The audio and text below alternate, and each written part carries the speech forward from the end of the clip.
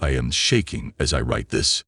I thought about calling the police, but I haven't figured out if I'm losing my mind or if my entire family has lost theirs.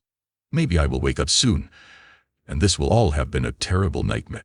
For context, I am an only child and the only grandchild of my last living grandmother. A couple weeks ago, while at work, I received a phone call from my mother informing me that my grandmother had taken a fall in her kitchen. Mom said that my Uncle Lou was with her, and already in the ambulance. Paramedics suspected she had a fractured hip and somehow sliced open her foot. She was sedated due to the pain, but was otherwise responsive and fine. I immediately asked if I should meet them at the hospital, but Mom said, No, don't leave work. I'll update you once I know more. So, I waited. I love my grandmother, but she's probably the most stubborn woman I've ever met. She is a home remedy for just about anything, and loathes seeing doctors. So I am sure she won't be fun to deal with while confined to a hospital bed.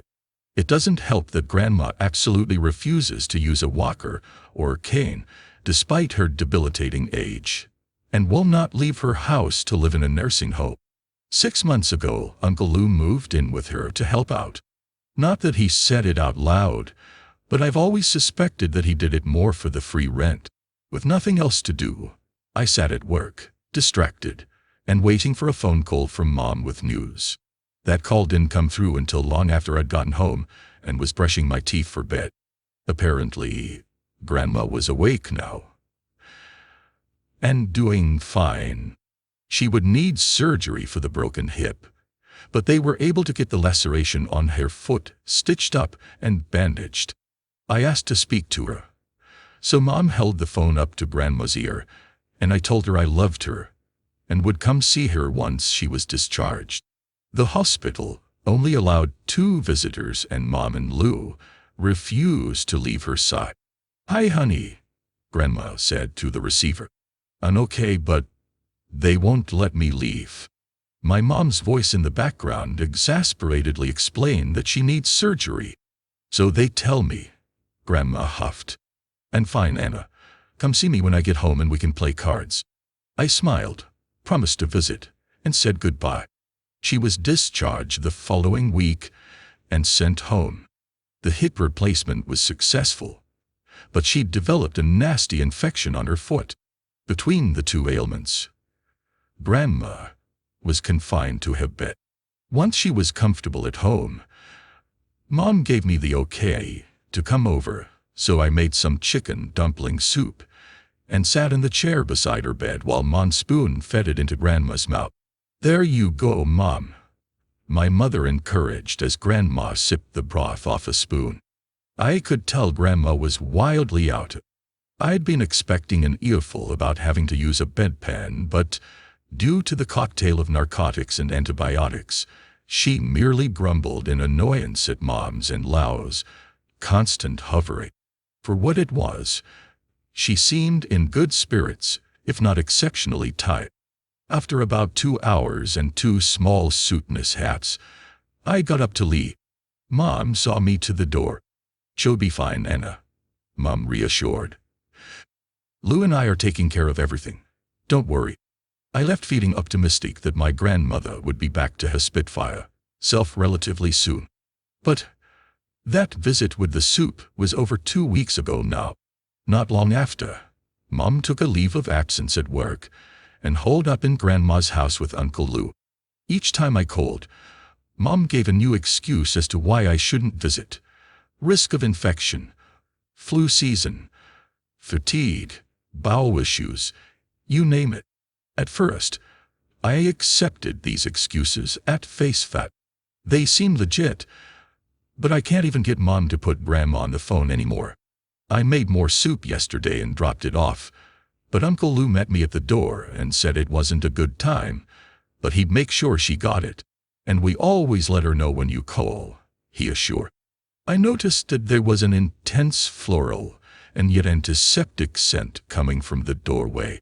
"Your mom won't stop cleaning," he explained. Frustrated, I called and complained to my father on my way home, but he defended Mom, like always. It's always been like this, he reminded me.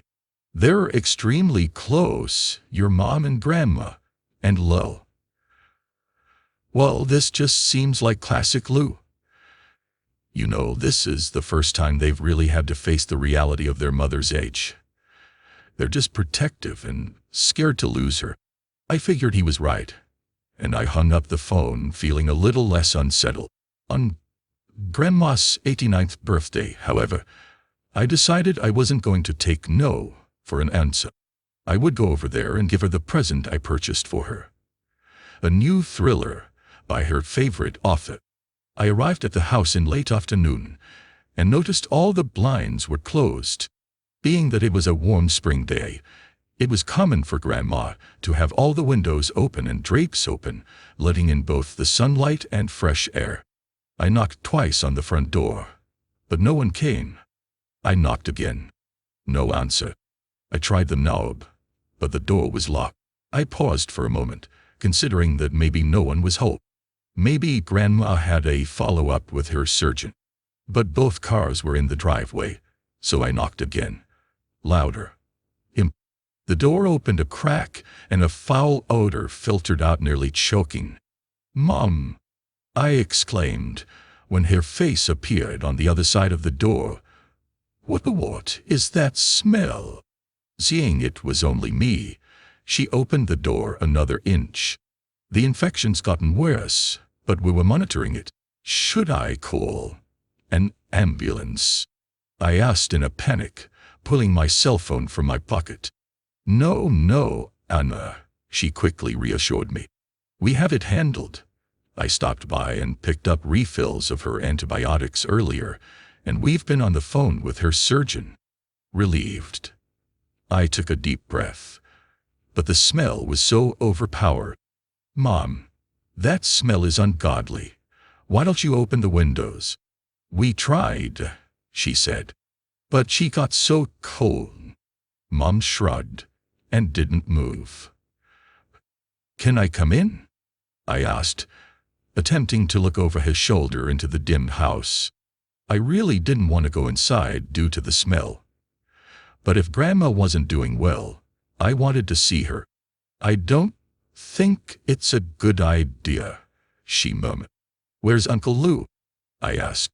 "Upstairs in his room." Her voice was reassuring, but the smell turned my insides. Surely a smell like that could only mean bad things. I pushed the door open, and Mom protested.